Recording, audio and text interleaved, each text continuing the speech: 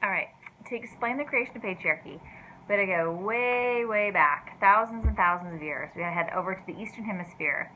And in a handful of societies at about the same time, people recognized, actually, it was probably women, recognized the value of settling. It was probably women that thought, that plant grows really well here, and this plant grows really well here, and this plant grows really well here. And if I just spent some more time on this plant here, then I wouldn't have to go over here to get that plant. So it was probably women that thought about cultivating and creating agriculture. However, because men traditionally were associated with the animals, they were probably the ones that domesticated livestock. And so what happens is once people settle, and again, thousands and thousands of years ago this happens, way over in the Eastern Hemisphere. When people started to settle, men domesticated the animals, started, realized that they could use harness the animal power to further create their crops and what have you. Men start to think of the land as theirs, something they own, which wasn't really a concept before in terms of this idea of ownership. And it's a lot of work to farm and crop and use the animals, so you need lots of workers. So it becomes women's job then to create those workers.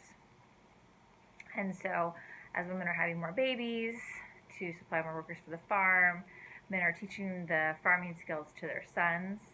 Again, they're thinking of the land as theirs, and they really want to pass down that land to their biological son. So whose behavior then do they have to control if they want to make sure that they're passing their land down to their biological son?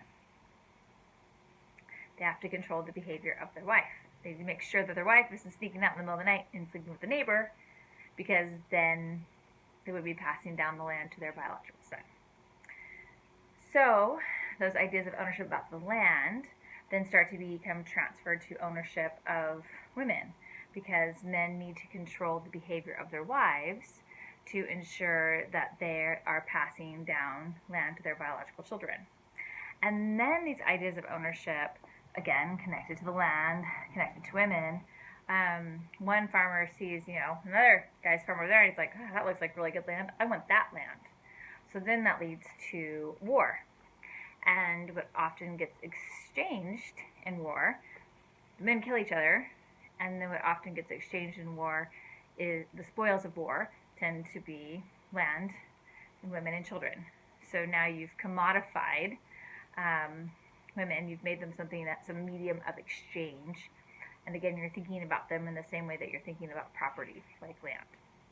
Now I just explained this whole big creation of patriarchy in a handful of sentences, and obviously it's a lot more complicated than that.